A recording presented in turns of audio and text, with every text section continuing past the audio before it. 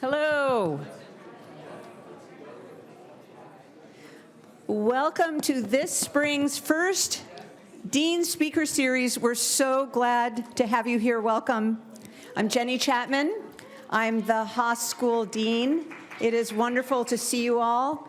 We have a magnificent lineup this semester, thanks to our wonderful student team who suggests incredible names and gives us the courage to ask them. And we're starting off with an incredible guest here today. Well, I shouldn't say she's a guest because she bleeds blue and gold. She actually has a watch on that's a Cal watch. I want to find out where you got that. That's really very nice. Okay, so I'm so excited to introduce Cynt Marshall. She's a Cal alum. She spent her career focusing on building and developing workplace culture, which makes me very happy, as you know.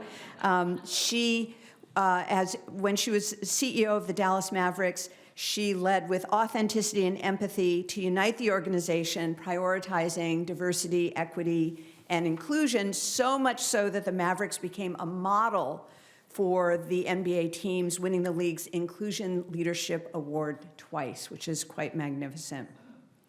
Cynt was also the Senior Vice President of Human Resources and Chief Diversity Officer at AT&T, where she cultivated a strong workplace culture that placed the company on Fortune's 100 Best Companies to Work For list for the first time ever. Of course, she didn't stop there. Cynt went on to found Marshalling Resources, a consulting firm specializing in leadership development and culture transformation. She's been widely recognized for her contributions to business and sports. She was named one of 15 of the world's most inspiring female leaders in Forbes and one of the 30 most powerful women in sports by Adweek. She's the recipient of Black Enterprise's Women of Power Legacy Award, and she serves on several boards, like I actually didn't have enough fingers to count, including the UC Board of Visitors, the Naismith Memorial Hall of Fame, and Yahoo, among others. Cynt was honored as the Cal Alumni of the Year in 2025. Go Bears. Amazing. And so, Cynt, we know you are incredibly busy. We could not be more grateful for coming and spending some time with us so that we can learn from you. Thank you for being here. Thank you. Amazing. Okay, so let me give you a quick note about how we roll here. You have a card on your seat. If at any time during our conversation you have questions that come up, please write them down on the card, and Sarah and Holden will be picking them up, and then we'll sort through them. Kelly McElhaney is going to do Q&A this time, which is fantastic. And so let me now turn it over to our MBA students, Aman Tiku and Ravi Malhotra, who are going to lead the discussion today. Thank you.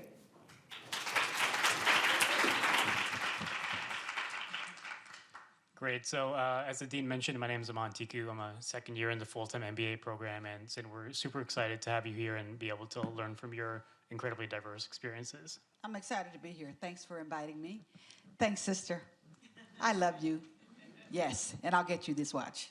Yes, I'll get it for you. And thank all of you. I want to thank all of you for being here. And it just feels so good to be back on campus. I love this place. Thank you, Dean, for the quick intro. I'm Ravi Malhotra. I'm the evening and weekend MBA student at Haas and also a member of the Dean Speaker Series board. I'm a CP NSC in the state of California, and I currently work as head of accounting at a company called Heartbeam, which is solving the problem for cardiac care and to save human lives. And we're very excited to have you here. And on behalf of the DS team, it's really an honor to have you here. Thank you. Today to talk through your journey, your leadership, and talking to our community about it. So very excited. And thanks to all of you for being here to support us and listen to Cynt's journey. Let's get started. We first of all would love to know the audience to hear your story. You grew up in Richmond, California, and became the first of your family to graduate at UC Berkeley. What is the one early experience you'll say that has informed your professional values, Cynt? I think when I think about just my upbringing and I think about how I ended up on this campus and the day I stepped foot on this campus, I will never forget it. I was looking up at the Campanile, looking up at Sathergate. Everything was just so big for me. I'm this kid out of the Easter Hill Public Housing Projects in Richmond, and I just knew it was a moment in time where I was living somebody's dream, and I was told to also have dreams. And I was also told, and I'll give you my 4 words right now that I live by: dream, focus, pray, and act. And so people had these big dreams for me. I knew I had to have dreams for myself, and I had to be big. And I thought about all of the people who poured into my life to get me to that point. And that continued here on this campus. People poured into me. My zip code didn't matter, so it was just like the 4 educators who pretty much saved my life. I found the same on this campus. People didn't care about my zip code. They didn't care where I came from. They just told me to do it, and I just took advantage of it. And so one of the values that I truly live by is around teamwork and about collaboration and coming together and knowing that everybody has a role to play and we're all to do something for each other. And that is what happened to me on this campus. I ended up just doing all kind of fun, amazing things because people just told me to go and do it. I ended up in a sorority, learned a lot about teamwork and just, the sisterhood and all that. So that's what I took from here, is that we all need each other. And if we all work together, we truly can help dreams come true, not just for ourselves, but for other people. So this is about helping your dreams come true. That's great. Thank you for sharing that, Cynt. And you mentioned teamwork as well, and we're really excited to talk more about some of your leadership and your experiences working with others to transform cultures. Yes. So we want to start somewhat at the beginning. You had a great success in your 36-year career at AT&T in inline staff, technical and non-technical roles. Yes. Tell us about some of your favorite roles and what you've cherished most from those experiences. Oh, I love that question. I had 15 different jobs at AT&T, 3 different states, 6 different business units. I came in on a fast-track management program, and I'll never forget, I was recruited right here on campus. And so this was way back in the day. Okay, I had 13 job offers.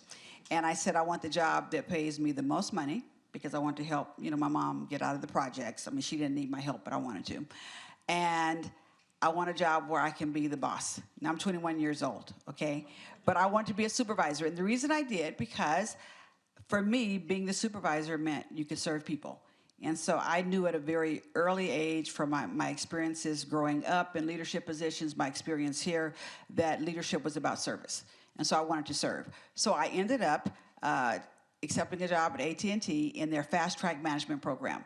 And I supervised 30 long-distance operators. So you guys don't even know about that, okay? It was way back in the day where you called O, where you dial O. And so these were primarily women who worked the short evening shifts. So they worked 6 hours because of seniority, but they got paid for 8. And so very seasoned. And so I show up my first day at work and I tell them, I don't know anything about this, but I'm here to serve. And they laughed and said, we know that. We know you don't know anything about it. You're 21 years old. They taught me everything I needed to know about leadership. They brought me different challenges to help them through. I was open to them, and I ended up learning a lot about taking risk. And they had some changes that they wanted to make, and so I was 21 years old, and so I would just go flying off talking to my bosses. And then when my bosses would say no, I'd come back and they'd say, no, go again and do it this way and do it this way. And then the union would talk to me. And I developed back then in that job a leadership philosophy that I use to this day. And it's the 3 L's. And if you've seen videos and stuff out there, I talk about this all the time. That in order to be a very effective leader, and I've been blessed to have been that in my career, I have to do 3 things extremely well. That is, listen to the people, learn from the people, and love the people. Listen to them at a level where I can hear what they're not even saying. Learn the job, and so at AT&T, I actually went to pole climbing school so I could learn what was really happening on the ground, even though I was 4 levels above the people. And then to love the people, not as employees. I learned that in my first job at AT&T. And so I love that job because it taught me how to lead, and it helped me develop my leadership philosophy. My second job was an engineer, and I love that job because it taught me the company. And that's what I always tell people, get to know the company you are working for. Yes, you have your niche, but I wanted to know everything about the company. It's a technical company. So I was an engineer. And then I left there and went to human resources to be a recruiter for the engineering department. And that's when I learned about not just the technical aspect of the company, but the structure of the company. So my first 3 jobs, because I was open, willing to listen to my mentors, and willing to try 2 completely different things, literally laid the foundation for me to have an exceptional career. So I love all 3 of those jobs, and I loved all 15 of my jobs. That's amazing, and I can see that the importance of learning in your career has contributed a lot. Yes. So let's switch gears to the second stint you had. After a long career at AT&T, you took a very different, highly public role as the CEO of Dallas Mavericks. Highly public. Yes. Like I'm in the witness protection program right now, but highly public. And let me just tell you, because I didn't know anything about basketball, if you asked me 5 years ago, and now my kid is playing one, so I get to know everything about basketball. Oh, you get to know everything pretty now. much. You're an expert. So yeah. And then following the claims of, you joined that company following the claims of sexual harassment for decades in the organization. What gave you the confidence to step into such a high-stakes role at that stage of your career? If you can share some thoughts. I'll definitely share some thoughts. So first of all, so again, like you said, I had my 36-year career, retired, starting my own consulting company, and actually was on the phone with one of my clients when my cell phone kept going off. And I have 4 kids, 2 of them are in college. I actually thought it was one of my kids texting for money, because just blowing up my phone. And so I literally gave my husband my cell phone, and I said, one of the kids need money, take care of it. And he came back a few minutes later, and he said, this dude doesn't need any money. It's Mark Cuban calling you. Okay, don't laugh at me. Don't judge me. I said, who is that? I didn't know Mark Cuban. And so he's trying to tell me who it is, and then he said, there's some kind of crisis going on. So one thing led to another. He called my son, because I still wouldn't call him, right? Because I got my consulting business. It was like everything is working for me. So I ended up talking to him, and I ended up going to see him.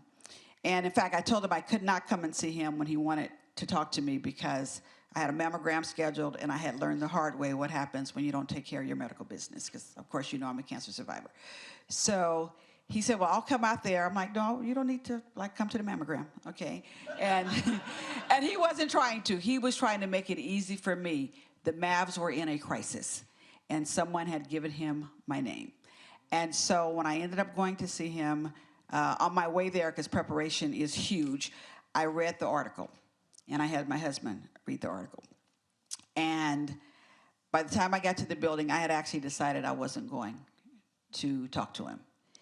And my husband, who was decked out in Dallas Mavericks colors, literally decked out in Mavs colors, and he said, no, we have to go in there and talk to him. So we went into the building, and I spent 55 minutes with Mark. And as he described to me what was happening in the organization, which was a Sports Illustrated article had come out, and it was basically almost 20 years of sexual harassment, misconduct, inappropriate behavior on the business side.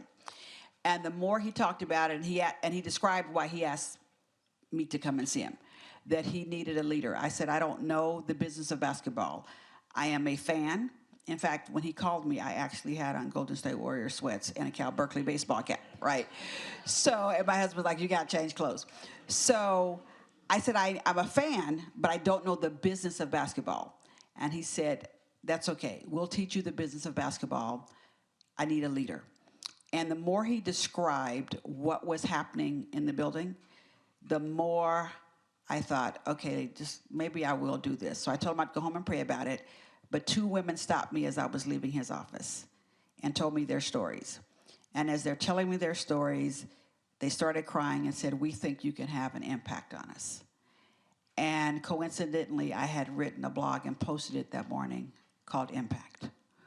And they said it 4 times. And I said, I better go home and really think about this. And I did. I came back the next day. I was in the building for 3 hours, and Mark didn't even know I was in the building. Employees just pulled me into the office, and because I have learned to listen, I just sat there for 3 hours listening to them. And when I really thought about what they needed, I said, I am actually uniquely qualified to do this. I know how to lay out a vision, and that's what they need. This place needs a set of values, and I know the importance of having a set of values, living by a set of values, but leading by a set of values, and working every day and serving customers based on values. And then I know how to pull a team together because I'm about teamwork. I actually think if I get the right people around the table and the other people who need to leave out of here, we actually can create a great place to work. And we had done it at AT&T, and I thought, okay, somebody will teach me the business of basketball. And I ended up saying yes. And now I do know the business of basketball. And the place operates with a vision, values, and a workplace promise that says every voice matters and everybody belongs. But it was all of my experiences coming together and some convincing from Mark that it wasn't a hindrance not knowing the business of basketball. And I am a quick learner, and I love to learn. So for me, it was also an opportunity to learn at 58 years old at the time to learn something new. So, but I was uniquely qualified to do it. So I ended up saying yes. So that's what gave me the confidence. But I had to understand what the problem was. And I've always been a person not to really chase success. I look for impact and look for problems that I can solve. And it was a problem to be solved. There was a problem to be solved. And I knew if I brought some folks together, we could get it done. And we did. And I'm about, a happy workplace. And here it is. You have these people. I did one-on-ones with every single employee my first 90 days, every single employee. And I start out one way. I would say, give me your life story. And so they'd say, oh, this is my 7th year at the Mavs, my 10th year at the Mavs. And I said, were you born here? Like, give me your story. Like, I want to know your story. And I just start falling in love with these people. And then I would end my sessions the same way. I would say, tell me where you see yourself 5 years from now, personally and professionally. Because my job as the leader is to help you accomplish that.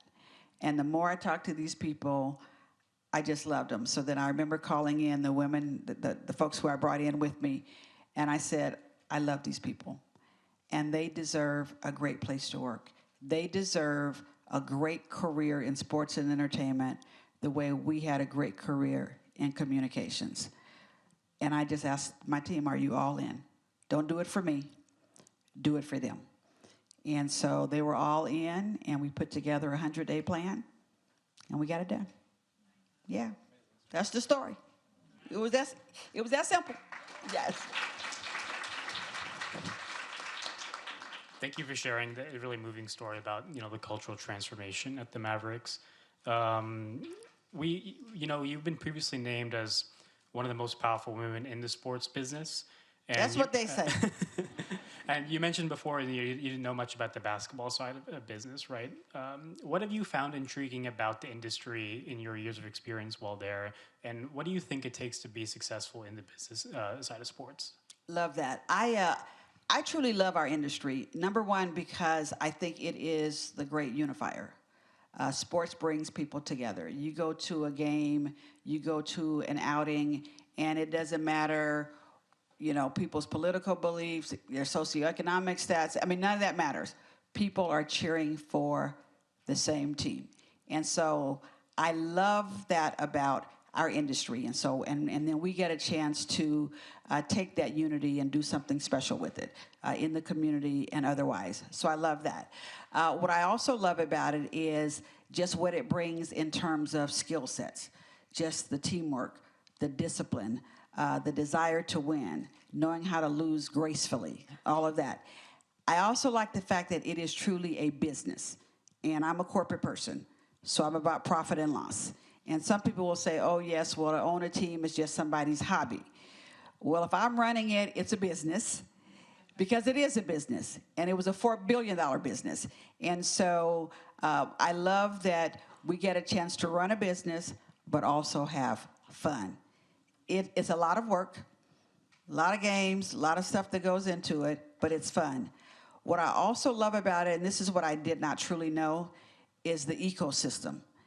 Everything that goes into it, all the people who touch it, the agents who touch it, all the media and broadcasting aspect of it, the marketing piece, the sponsorship piece, all the sales stuff, everything behind the scenes.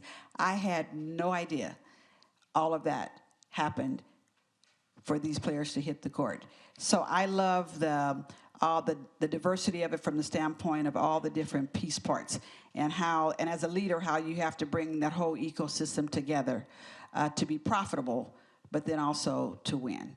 So it actually ended up being much more exciting than I thought it was going to be. I loved it. And it's a great industry to be in, because it really is entertainment. It is about putting on a show. My team, we had 82 games. My team was responsible for the 41 home games. And we had a lot of things that we had to do for the away games too. But I would tell my team, we have 41 parties to throw for 20,000 people. And everything has to be perfect from the beginning to the end. And so that's how we approached it, that we had a party to put on, and it was fabulous.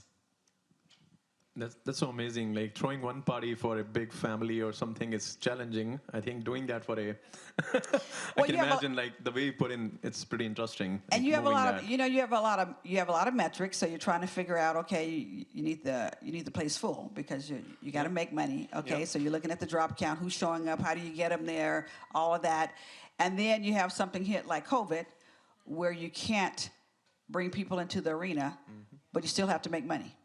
So then you have to figure out, okay, so how do we do that? How do we bring the games to people? How do we figure out how to make money? And then you have to get innovative. And then you have to figure out with your sponsors how to make sure that their advertising and their logos are showing up on this virtual court. I mean, it just takes you to a whole new level. And we actually ended up still being profitable during COVID. But you just deal with it. It's like anything else. It's a game. I think you talked about earlier on about making an impact and the importance of impact in your life. And I think you've been previously been named one of the most powerful women in sports business. What have you found intriguing about the industry specifically, and what does it take to be successful in this business side of sports? You shared some of it already, but I think anything specifically you'll say for the people who want to be part of that community, any tips for them? Well, I think, and I alluded to it with the ecosystem, there's so many things you can do. And that's what some people don't realize. Like, I had to hire a general counsel. I have the human resources team, which is kind of the engine for the whole place. We have our analytics team. Then, and that's just on the business side. You have all that, and then you have your sports professionals, your medical people, and all that. People see the 15 players sitting there on the bench, but there is so much. So if you think about it, just a corporation, all the different functions, the support functions, and all that, that all is operating on a sports team, and then a whole lot more. So I would ask people to really stop and study the sports and entertainment industry, and you will find a place there. I don't care what your major is, you will find a place in that industry, and it's a growing industry. We're not even just going to talk about what's happening with women's sports and how that is growing. And in fact, where is Kelly out there? Yes, you all know about laws, right? Leadership Academy for Women in Sports, Women for Sports, what is happening right here. Okay, you know all about that? How many of you know about laws is launching? Okay. Oh, it's amazing what is happening there. So even when you just think about what is happening with women's sports and the economic impact of that, how it's bringing more careers for people, it's amazing. So this is the time to get involved in this industry.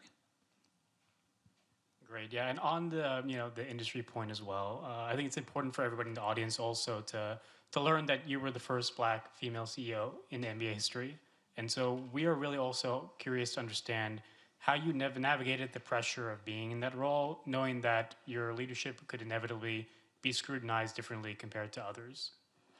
Okay, so first of all, I'm used to working in a male-dominated environment. As a woman and a Black woman, I'm used to being under scrutiny. I mean, story of my life.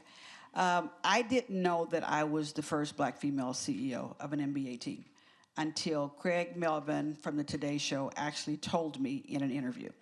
And he asked me the question. So I'm in New York because, a big deal, because the Mavs, the whole scandal was a big deal. So then I had all this media stuff to do to just kind of try to help with our brand, and that was part of our strategy. And so Craig asked me the question. He said, how is it being the first Black female CEO of an NBA team? And I responded, I said, I actually don't believe that. And I got the job in 2018, but it was 2019 when I did the interview. And I said, it's 2019. I shouldn't be the first of anything in 2019. And he said, well, you are. So what are you going to do with that? And I thought about it, and I said, you know what? I better do a good job. In fact, I better do a great job, because now people are watching, and I want it to be to where it's not even a second thought that a woman can be great in this job. Not even a second thought that a Black woman can be great in this job. I want it to the point where I do such a great job that people are looking for people that look like me to do this job. And so I didn't really take it as pressure, because I've been a Black woman my whole life, right? So I didn't take it as pressure. I took it as an opportunity to show people that, yes, these jobs are for everybody. And then an opportunity to show the little boys and girls, you can do whatever you want to do. There's no job that's off limits. So it was actually fun. Even sometimes when I didn't want to be high profile, when I didn't want to go out and do certain things, my team would always say, Cynt, you got to do it for the boys and girls. You got to do it. You're a role model. I'm like, okay, I'll go and do it. So I actually took it as a very positive thing once I got over the shock of the fact that I was first. That's so amazing. And I think taking it a bit further, given the meteoric rise of professional women's sports, how do you see this movement shaping broader social impact and also benefiting communities beyond athletics? I love where we are with women's sports right now. Just from just a pure community standpoint. Well, let's start just with role models. I love the fact that people are starting to see leadership in a different way. That with women's sports, you're seeing, and just not just women's sports, but women in sports.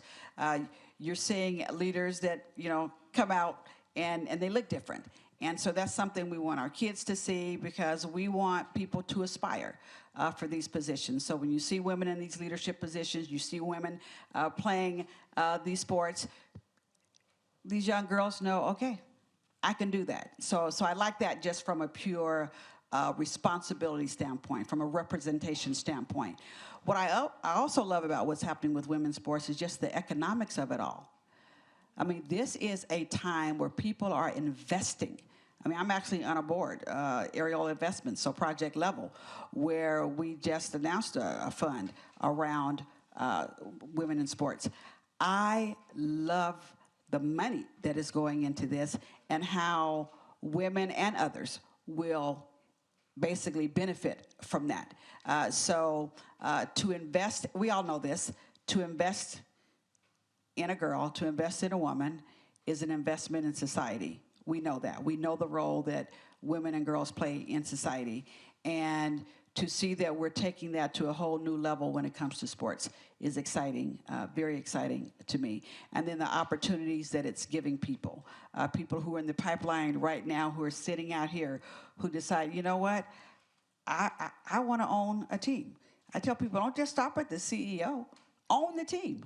I mean, have that mindset that you want to own one of these teams. And yeah, the women's team, but also a men's team too. And then I like the fact that the men are getting behind it. It really is bringing everybody together.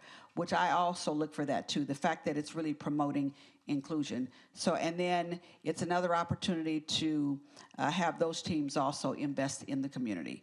So from a community investment standpoint, an economic development standpoint, what it's doing, think about the ecosystem that's being developed with these teams coming in, the different agencies and the different businesses, the small businesses that are being born now because of the rise in women's sports. Now it has its own ecosystem, just like what has happened on the side for the men. That's great for our economy, meaning it's great for people in their careers and their lives. So it's just good all the way around. There's no downside to it. And it's an exciting time to be involved in it.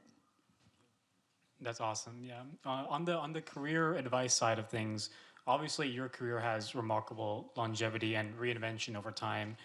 We're curious to know how or what kind of advice you would have for all the young leaders here in the room to think about timing, when to stay somewhere, when to pivot somewhere else, when to say yes to something unexpected.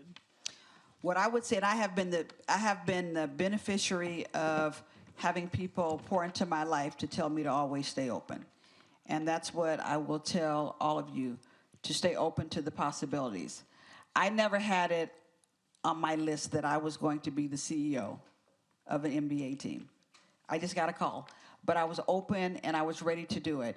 Your skills are transferable. There are some basic things you need to have around just being able to learn, being able to have effective communication, to great interpersonal skills, emotional intelligence is huge. And yes, we know how to do spreadsheets and all that, but the spreadsheet might get you in the door, but it's the emotional intelligence, the ability to gain trust from people, leading with values. Those are the things that will keep you there and that will get you elevated. So be open to the opportunities, but bring a certain skill set with you and really focus on values, trust, emotional intelligence, not just the spreadsheet. But you got to know that too. On the organization side, I think some of the people here might be starting their company soon, or they might be already started. If they're leading the organization through significant change, how do you ensure the short-term results stay aligned with the long-term vision of the company? Your thoughts on that? I am very big on checkpoints. So when we were at the Mavs, we had our, we laid out a vision. We had our values, our workplace promise and all that, and then we laid out a business plan. And we created the business plan with everybody involved. I'm very much into the business plan has to have input. So our process gathers input from every level. So it's not a top-down business plan. And so once we all come together, and I will do things like my team would have people come in, we put our hand in paint, we put our hand print up on the wall, all that kind of stuff to basically say we're all in. I need to know that people are all in. And once we do that and we lay out the plan, we lay out the strategy, we lay out the tactics and all that, we have regular checkpoints, and in our case, we call them huddles. And so we check it. And if people start giving readouts on things that aren't a part of the plan and all that, we always say, let's go back to what our purpose is. Always go back to the purpose, to the vision. Now, yeah, you have to change, you have to be able to pivot, but regular checkpoints to make sure that we're all in line and we're focused on that long-term vision, because it's so easy for people to get off track. But you have to have the regular checkpoints, because if you don't, you'll end up working on things that have nothing to do with your purpose, with your strategy, and what you're supposed to be working on. And my huddles are usually weekly. Yes. Great, thank you for sharing that. As we begin to wrap up, this part of I the don't wanna speaker leave. series, more to be done. We were curious as well to understand, when people think about your leadership across diverse business environments over decades, what do you hope to be remembered for the most? I have the same answer for that professionally as I have personally. And so I'm going to tell you what I've always told my family and what I've told the people who I've been blessed to have on my team. I want people to say, she left it better than she found it, and she left me better than she found me. And I actually just got a LinkedIn message a couple weeks ago where this woman, well, I didn't get the message. This woman is commenting on something, some article that's out there. And this woman comments and she said, I want to tell you a story from many, many years ago when I met Cynt Marshall. And I started reading this and I'm like, I hope it's good, right? And she tells this story, and I can vaguely remember it. She tells this story about when she had just started her career. And in our law department, and she said she didn't have the kind of clothes she thought she needed to wear, and so she's going through this whole thing, and she said, and I got on the elevator with Cynt Marshall, who was my boss's boss's boss, his boss. It's like 4 bosses in there. She says, and I never will forget how she looked over at me, and she called me by my name, said she liked my scarf, and went on to talk to me about what I was working on.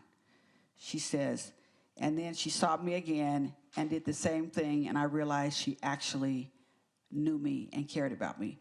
That I'm worried about how I'm going to show up. I'm worried about all this stuff as a new employee. And here this woman at that level actually saw me. And she gave me just what I needed to kind of shift my mindset and realize that I added value in this company. Now, you know, I was not thinking I was doing all that when I stopped and spoke to this woman and complimented her and knew her name. I mean, I know the employees. But for her to be telling that story, and that had to be 15 years ago, it brought me to tears when I read it. And she talked about being better. I said, that's all I want to do, is leave people and things better because they met me. That's all I want. That's all, purpose. That's all I want. I wish we had more time, and just want to end with our final question, which we are asking all the Dean Speaker Series guests this academic year. And the question is, what matters to you most? And if you had an extra week in your life, right now, with the... Where's Kelsey, my chief of staff? She'd love it if I had an extra week in my life. I know, she'll be happy. She scheduled more meetings. But I think we'll keep it free. She said vacation. She'd give me a vacation. Yeah.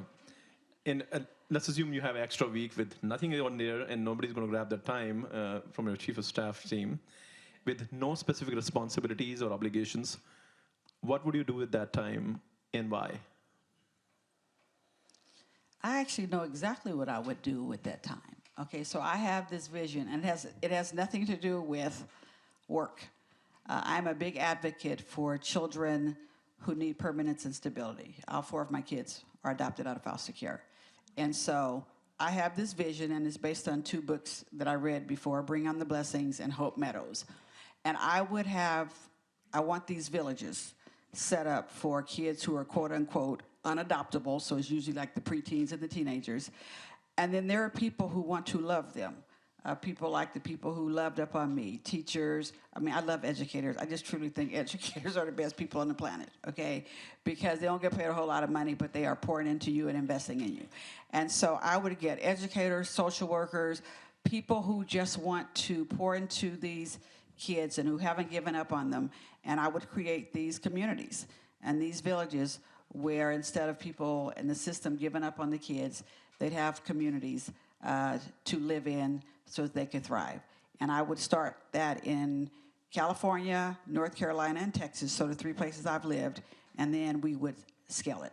So that's what I would do. I would go talk to people who have started this and people who are interested, and I would literally take that week and lay out a blueprint and then gather the money and we launch it. That's literally what I would do, is lay out that plan.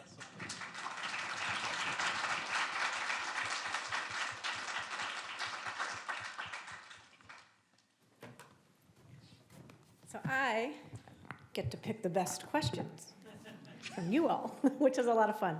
This is my favorite, to be honest. Looking back at your career, what was your one 3-point moment? Or I should say one of your 3-point moments.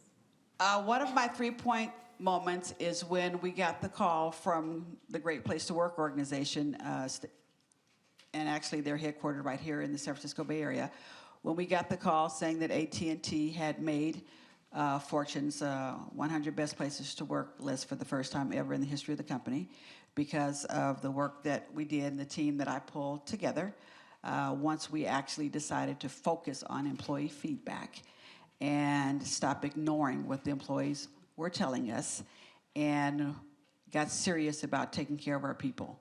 And we didn't do it to make a list, but it helped that it made the list. So that was my 3-point moment.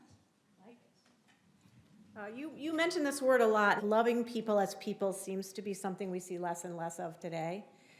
So how do you advise this student about finding and or drawing the line at organizations who have leaders who lack the enthusiasm and the love? Was that too long of a question? Who lack, just how do you find jobs that are led at organizations that are led like people? I'm sorry, how do you find? Where do you draw the line when you don't see organizations who are led by people who have the enthusiasm and the love? Well, sometimes they just don't. And usually when I take over an organization and I talk about my 3 L's and what my expectations are, usually probably half my leaders around the table say, Cynt, you need to help me. Like, we really need to spend time together so I can understand what you mean about the listen piece they get, they learn from the people they get. It's to love the people as people. And so sometimes people don't get that, and you try to work with them, and you don't always work for people like that, and that's something you have to know. I mean, you don't always get a chance to pick your bosses. And so you're blessed when you're in an organization where they truly care about people, and it translates into results. Because usually when you have organizations that don't care about the people, they don't last too long. The results show up. They show up.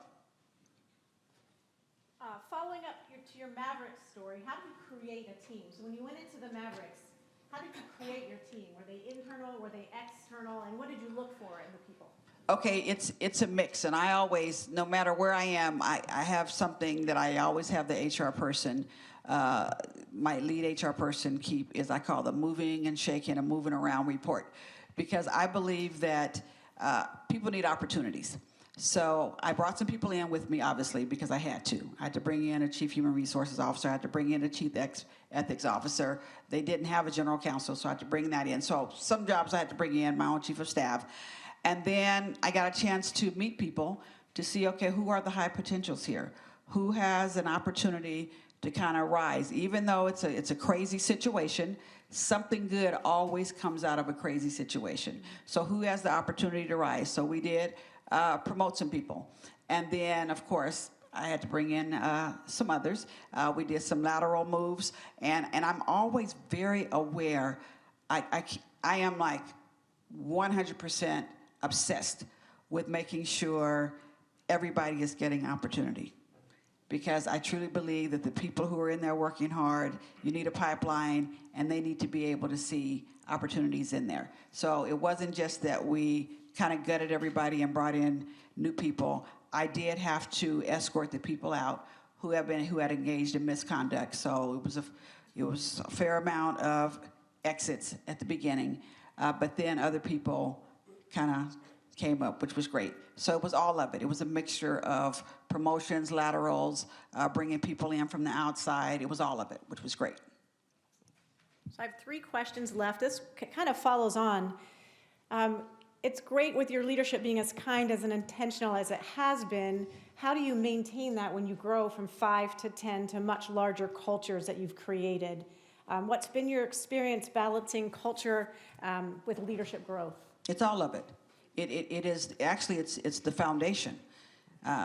You have to have a great culture, and I am so focused on making sure. I tell our team our values will not just hang on the walls; they will operate in the halls.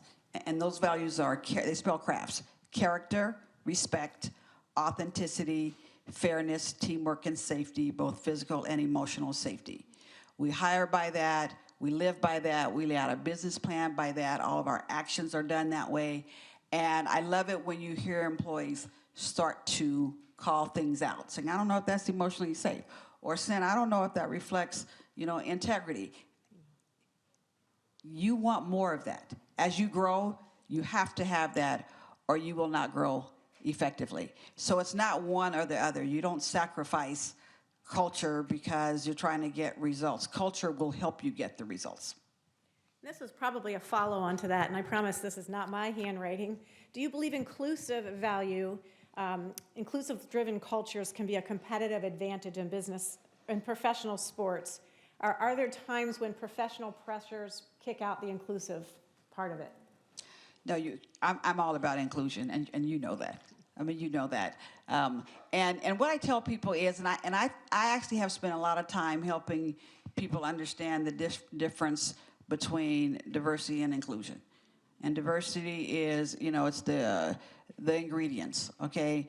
But inclusion is the recipe. It's how we mix it all up so that we can all work together. It's taking everybody's differences, and not just the ethnic differences, the gender differences, it's all the differences, our backgrounds, where we come from, it's all that. I mean, if you talk to people in this room, you would just learn all kinds of things about their backgrounds that we all throw in the mix to help make decisions about customers we serve, sponsors we need to get, how we're showing up in the community. You need all of that in the mix.